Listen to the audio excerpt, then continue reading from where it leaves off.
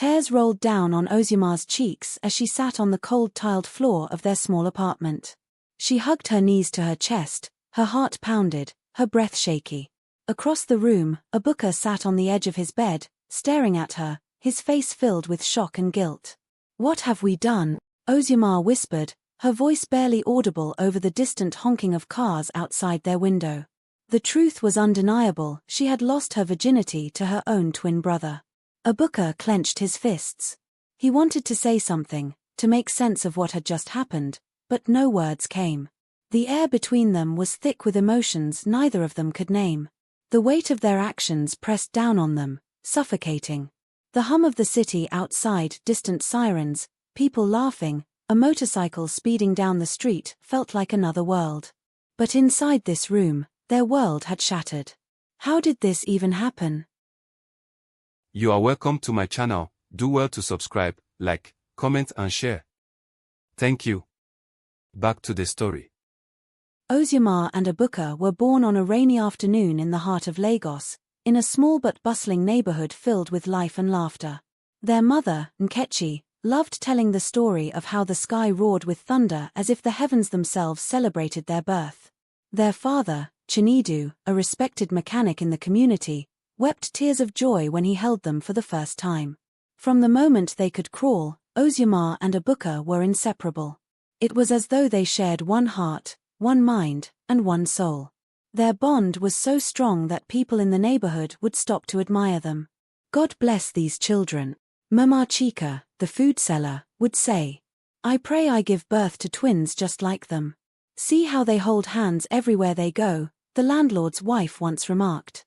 "Chinedu, you are truly blessed." Their father would smile proudly, knowing that his children were special. He showered them with love, making sure they had everything they needed, even if it meant working late into the night fixing cars. The twins shared everything. They ate together, played together, and even slept in the same bed until they were 10. If one of them got hurt, the other felt the pain. If Ozuma cried, Abuka would be the first to comfort her. If Abuka struggled with schoolwork, Ozuma would sit beside him, helping him through every problem. In school, they were known as the twins of excellence. They were both brilliant students, always coming first in their class. Their teachers loved them, and their classmates admired them. While Ozuma was the outspoken one, always leading group discussions and debates, Abuka was quieter, always observing before speaking. Together, they made the perfect team. Their father often took them to his workshop on weekends, teaching them the value of hard work. "No matter where you go in life," he would say, wiping grease from his hands, "never forget where you come from. Always be there for each other." And they were. Ozuma and Abuka were not only excellent students but also very active in other school activities. Abuka joined the football team, and Ozuma was part of the drama club. Though their interests were different, they always supported each other. Ozuma would be in the stands cheering loudly whenever Abuka had a match, and Abuka never missed any of Ozuma's performances.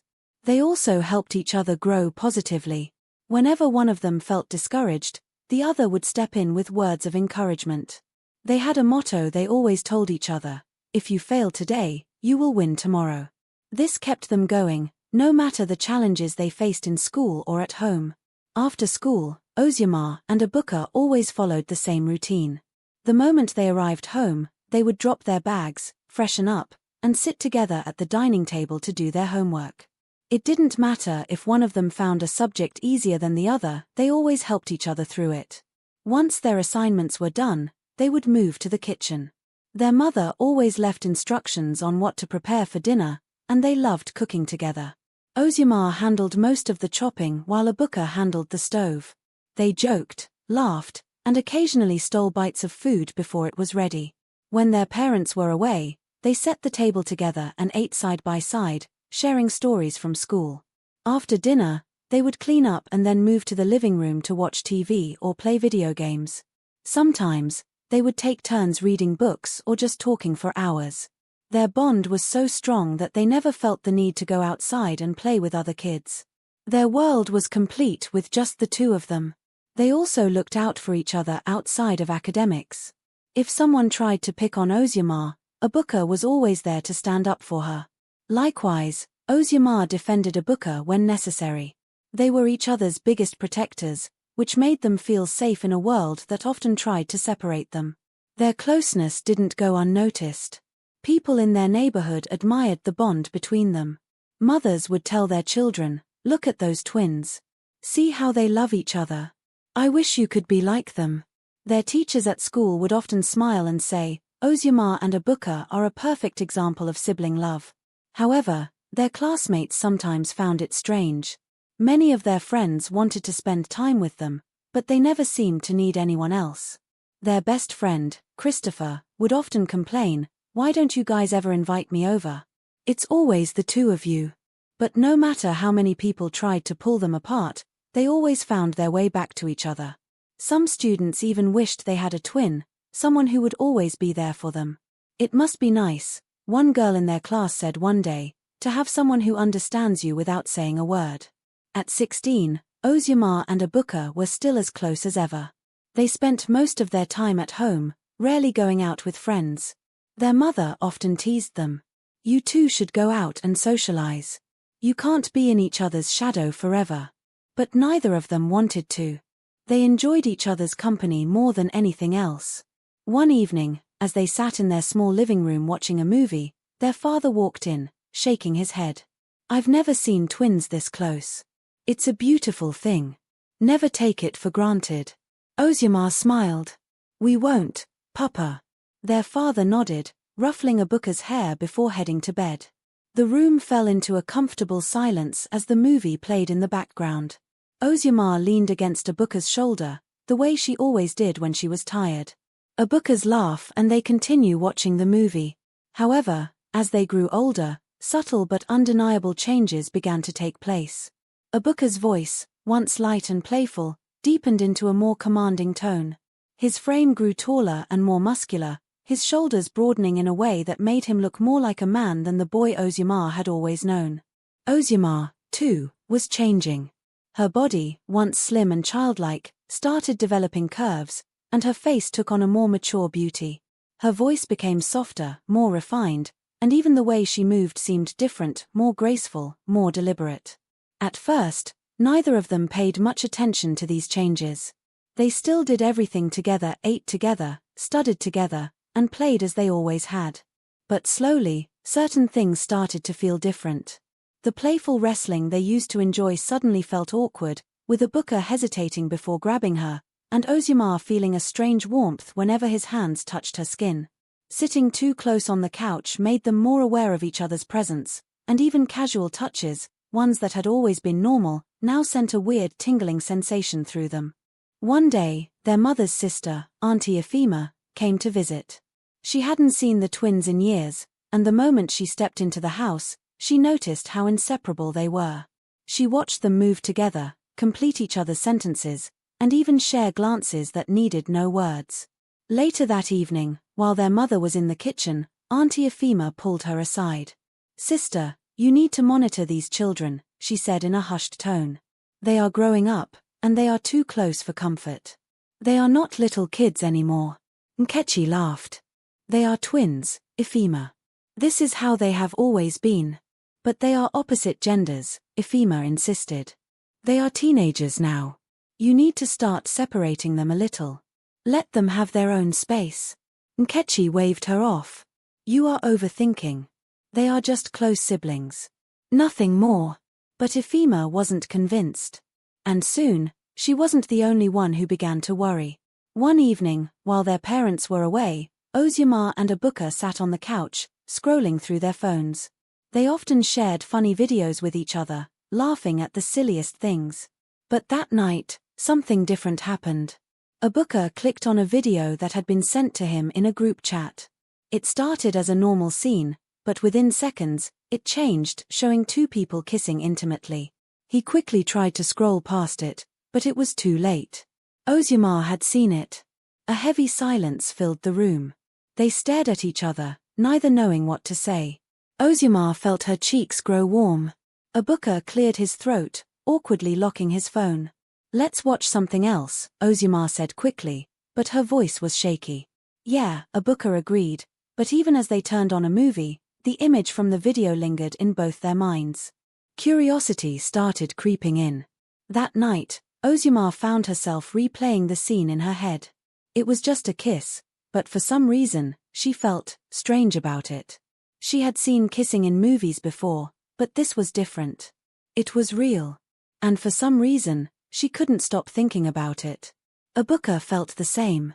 He had never thought about things like this before, but now, his mind kept wandering back to the video. What did it feel like? Why did people do it? And why did he feel so uneasy around Ozumar now? For the first time, they felt awkward around each other. They still did everything together, but there was an invisible barrier between them. When their hands accidentally touched, they would quickly pull away. When they sat too close, they would shift apart. Neither of them spoke about it. But both of them knew something had changed. The tension between them kept growing until, one night, it finally happened. They were sitting on the couch as usual, watching a movie. Ozumar was leaning against Ebuka's shoulder, something she had done 1,000 times before. But this time, the warmth of his body felt different. She looked up at him, and he was already looking at her. There was something in his eyes, something unfamiliar yet familiar at the same time. Without thinking, Ozumar whispered, "Ebuka." He didn't answer. He just kept staring, as if searching for something in her face. Then, as if drawn by an invisible force, their faces moved closer.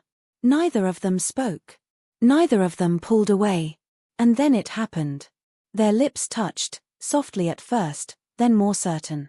A shiver ran through Ozumar's body, but she didn't move. She didn't stop it. When they finally pulled away, silence filled the room. Ozumar's heart was pounding. She knew this was wrong. She knew this was something they could never take back. But in that moment, nothing else mattered. Ebuka opened his mouth as if to say something, but no words came out.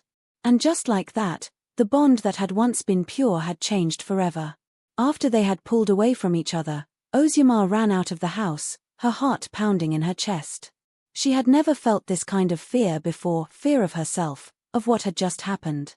She needed air, space, anything to clear her mind. Ebuka, equally shaken, remained frozen in place, staring at the spot where she had been just moments ago. His hands trembled as he wiped his lips, as if trying to erase what had just occurred. That night, neither of them could sleep. Ozumar lay awake in her bed, staring at the ceiling, replaying the moment in her mind over and over again. She felt guilty, confused, and scared all at once. Why had she let that happen? Why did it feel like she had lost control of herself? Ebuka was no different. He tossed and turned, unable to understand what had come over him. He had always been protective of Ozumar, always seen her as his closest companion, his other half. But tonight had changed something. The line between their closeness and something else had blurred in a way that left him sick with worry. Their mother noticed something was wrong immediately. For the first time ever, the twins were avoiding each other. They always did everything together, always laughed and talked for hours after dinner. But now, Ozumar was quiet, and Ebuka barely spoke. They didn't even sit next to each other as they usually did. Nkechi frowned as she watched them during breakfast. "Are you two fighting?" she asked, trying to lighten the mood. "No," Ozumar answered quickly, her voice almost too sharp. "We're fine, Mama," Ebuka added, his eyes avoiding his mother's gaze. Nkechi wasn't convinced. Something had changed, and she was determined to find out what. The morning after was total quiet. The sun had risen, casting a golden light through the windows, but the warmth it brought did nothing to soothe the cold knot in Ozumar's stomach. She lay still, her heart pounding, afraid to open her eyes. Ebuka was awake beside her, staring at the ceiling. His mind was a storm of emotions, regret, confusion, longing. He wanted to speak, to say something that would make everything feel normal again. But there were no words for what had happened between them. Ozumar finally turned, her eyes meeting his. Neither of them spoke. The silence stretched between them, heavier than it had ever been before. What had they done? Days passed, and the twins tried to keep their distance from each other. But it was difficult. Every time they sat in the same room, they could feel the weight of what had happened between them. They avoided eye contact, kept conversations short, and stayed as far apart as possible. But it wasn't enough. The memory of what they had done clung to them like a shadow, refusing to be ignored. One evening, after another day of uneasy silence, Ozumar couldn't take it anymore. She called Abuka to her room. He hesitated before stepping inside, his heart hammering in his chest. "We need to talk," she said, her voice barely above a whisper. Abuka swallowed hard. "I know." There was a long silence before Ozumar finally spoke again. "What happened? It wasn't supposed to. But..." She paused, struggling to find the right words. "Why do I feel like I can't stop thinking about it?" Abuka clenched his fists, his jaw tightening. "Me too. I hate it. I hate that it happened, but I don't know, Ozumar. I feel like something inside me changed." They sat in silence for what felt like an eternity. Then, in a moment of weakness, one thing led to another, and they crossed a line neither of them ever imagined they would. After it was over, they lay next to each other, frozen in shock at what they had just done. Ozumar sat up first, pulling the blanket around herself as if trying to shield herself from the reality of what had happened. Her hands were shaking. "Abuka, what have we done?" Abuka sat up too, running his hands through his hair. His face was pale. He couldn't believe it either. "I don't know," he whispered. "I don't know, Ozumar." The weight of their actions crashed down on them like a tidal wave. The room felt suffocating, filled with guilt and fear. They couldn't even look at each other. They had crossed a line they could never uncross. Tears welled in Ozumar's eyes.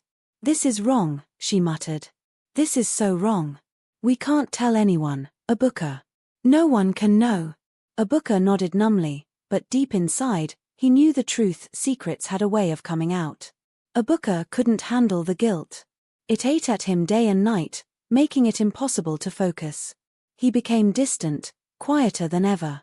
Ozumar, too, withdrew even more, barely speaking to anyone. Their mother noticed the change, but she couldn't figure out what had happened. One day, in desperation, Abuka confided in his best friend, Christopher. He needed to tell someone. He needed to let the burden out before it destroyed him. But Christopher was horrified. "Abuka, do you even understand what you're saying? You can't keep this secret. This is serious." Abuka grabbed his friend's hand, his voice shaking. "Please, Christopher. You can't tell anyone. I didn't know what else to do." But Christopher couldn't keep it to himself.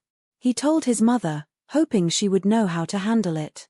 But Christopher's mother was equally shocked and saw no other choice but to inform Kechi. When Kechi heard the truth, she felt like the ground had been pulled from under her. She couldn't believe what she was hearing. Her hands trembled as she listened, horror and disbelief filling her heart. She stormed into the house that evening, her voice shaking with emotion. "Ozumar, Abuka, both of you, come here this instant." The twins exchanged terrified glances. They knew. Their mother knew. As they stepped forward, their hearts pounding, they realized that their world would never be the same again. The air in the house was thick with tension. The secret was out, and there was no way to take it back. Their mother's face was pale with shock, her lips trembling as she struggled to process the words she had just heard. Abuka stood frozen, his heart pounding in his chest, while Ozumar sat curled up on the couch, silent tears rolling down her cheeks. The weight of their actions had finally caught up with them. Their once unbreakable bond now felt like a heavy chain, dragging them into a reality they were never prepared for. Their mother couldn't hold back her emotions any longer. "What have you two done?" she cried, her voice breaking. "Do you realize what this means? Do you understand how serious this is?" Abuka opened his mouth to speak, but no words came out. How could he explain something he didn't even understand himself? How could he justify something that had spiraled so far beyond what they ever intended? Their father arrived home later that evening, and when their mother told him everything, his reaction was even worse. He was furious, pacing the living room with his hands on his head, struggling to contain his rage. "You are siblings. How could you let this happen?" he roared. Ozumar sobbed harder, covering her face with her hands. Abuka felt his chest tighten. He wanted to say something, to explain that it wasn't something they planned, that they didn't mean for things to happen the way they did, but what difference would it make? The damage was already done. Their parents, though heartbroken, knew they had to act. They couldn't just pretend like nothing had happened. After long discussions, they decided the twins needed to be separated for their own good. Ebuka was sent to live with an uncle in another city, while Ozumar remained at home under strict supervision. The distance was painful. For the first time in their lives, they were apart. No late-night talks, no shared meals, no quiet moments of understanding. The separation was like a wound that wouldn't heal. But deep down, they knew it was necessary. In their time apart, they both reflected on what had happened. They realized that their closeness had blinded them, that they had crossed a line they were never meant to cross. With therapy, guidance, and the love of their family, they slowly began to heal. Years passed, and they found new paths in life. Ebuka pursued a career in architecture, while Ozumar became a counselor, helping young people navigate difficult emotions. They still loved each other, but as siblings, as family, as they were always meant to. The past could never be erased, but they learned from it. They found redemption, not by forgetting, but by growing. And in the end, they understood that love, no matter how strong, must always have boundaries. Thanks for watching. If you enjoy the story, please subscribe, like and comment for more stories.